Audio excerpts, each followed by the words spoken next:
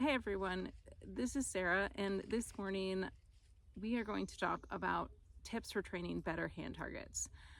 I want to be really clear right off the bat that this is not intended to be a comprehensive tutorial about how to train a hand target. This is just, I'm going to share the top tips that I have based on the most common mistakes that I see people making. I love this behavior so much. It is so versatile and useful both in life and in agility training. So, especially when my puppies are young and they don't have very many skills yet, this is a skill that I rely on to help them navigate things that might come up when we are out in public on a socialization outing or on a walk.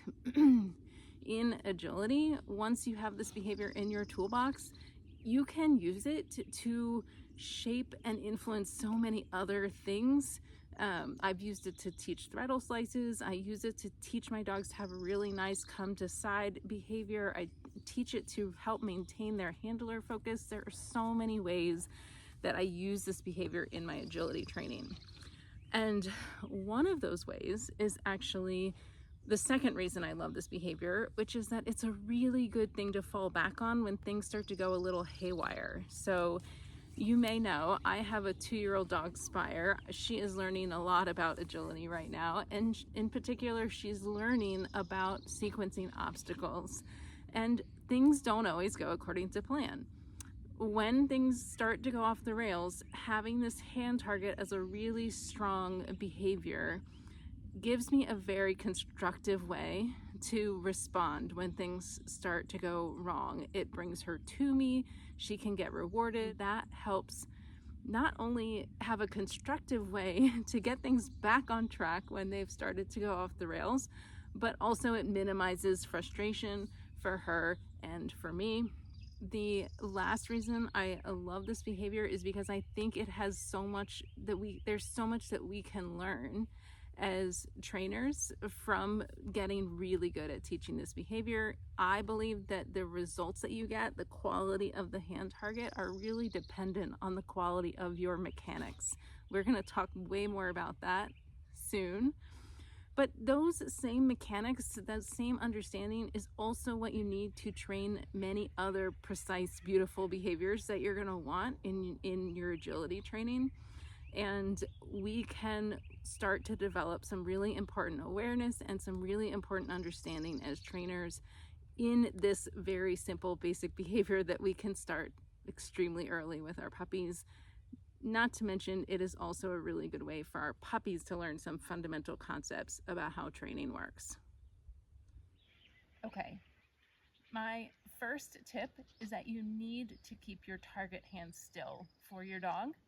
One of the most common mistakes that I see people making is that they're not presenting a stable, reliable target for the dog. And often what that looks like is when the dog gets close to your hand, they move their hand into the dog's nose. And that actually teaches the dog not to drive into the hand, because every time they get close, the hand comes towards them. So I think it's fairly logical, should make sense to you, that if every time you came close to something, it came at you, that would stop you from wanting to come all the way and touch it.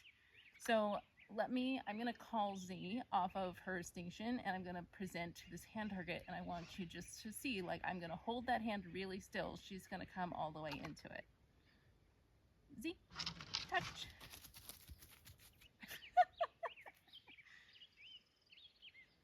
Good girl, good job. It is going to be very hard for me to actually demonstrate what moving your hand towards the dog would look like, because my dogs come in with so much confidence. But essentially what I see so many people doing is that they're like holding the hand here, and then as soon as the dog gets close, Z, can you pick your head up? As soon as the dog gets close, they move their hand in, which is going to teach the dog not to want to come all the way in. Nice, good girl. Let's do a little bit more controlled of the having Z come into the nice still hand. So search, touch, good. Okay, lay down. So that is the first thing that you really need to get good at, is holding your hand still, providing a stable target, and you absolutely need to be videoing your sessions so that you can assess how well you are doing at that after the fact. Because if you have a habit of moving your hands, you're not going to be aware that it's happening unless you record your sessions and watch your videos. All right, tip number 2 is really essential to how you're going to build duration on this hand target. And that was something that came up a lot in the comments when I asked people what questions they had about this behavior. Tip number 2 is that we need to develop the understanding that the marker cue ends the behavior.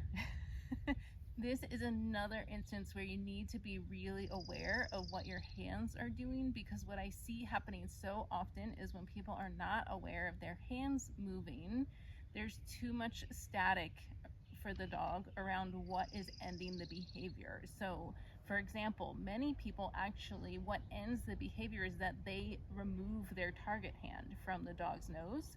I don't want that. I want the dog to remove their nose from my target hand. Another thing that can often get in the mix with what ends the behavior is the reward hand. So I have my cheese in this hand. The reward hand starts to move to deliver the reward, and the dog interprets that as the cue that ends the behavior. If we want to have really nice duration, we need to maintain a lot of clarity for the dog about what actually ends the behavior, and what we want that to be is the verbal or audible marker cue. So I'm going to call Spire out here and demonstrate that. But another thing, so what you're going to see is a really good tip that I give people is make sure you have a home base for your reward hand. So my reward hand is going to be touching my knee until I've marked. And then again, I need to keep my target hand really still so that it's reliable for her and I'm not pulling it away from her. Search.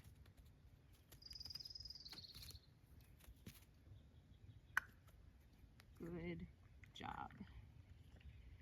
So what I hope you can see there is the response that she has to the marker. You can tell that she knows that that marker ends the behavior, and having that understanding is a big part of what will help you build nice duration on this hand target.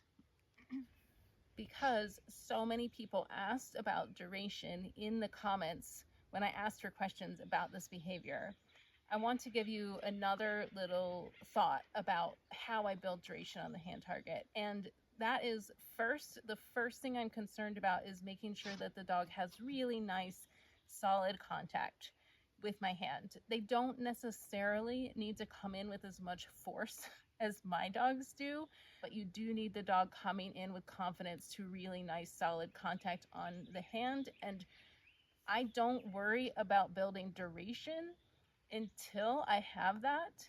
And what I focus on initially with my puppies to lay the groundwork for the duration is, again, that I'm giving that marker cue before I move my hands. So even though I'm not asking for duration, they're learning from the beginning that the marker cue ends the behavior.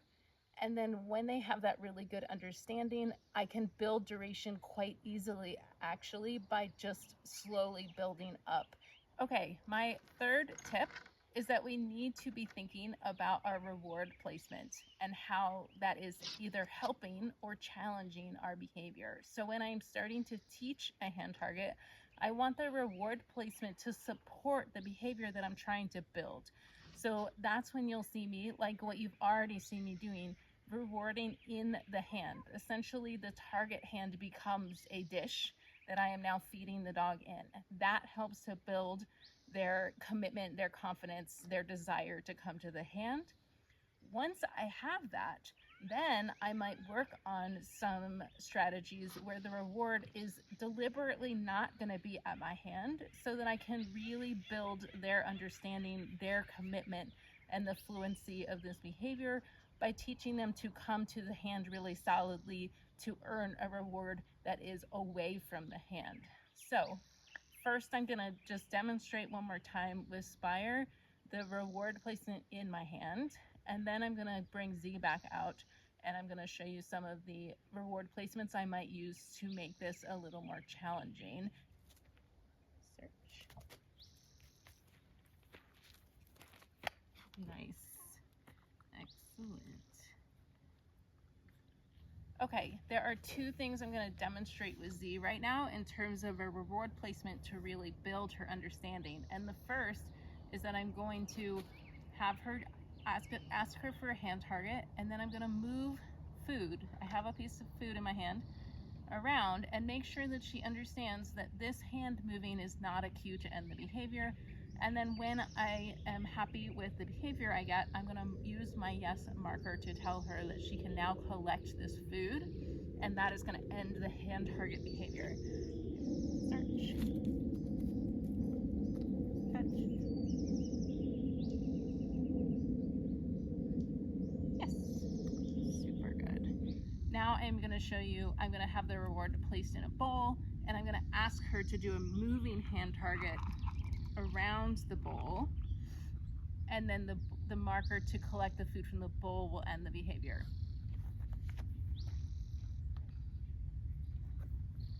Touch. Bowl. Nice. Good girl. One more little bonus, because Spire insisted that she wants to show you how I would do this with a toy, how I would reward with a toy and build the strength of the hand target behavior. Spire. Bite. Nice job. Spire.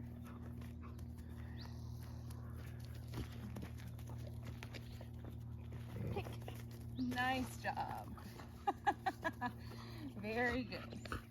All right, one last little tip is you may have noticed in those examples with Spire with the toy that she gets so amped that she pushes her face into my hand really hard.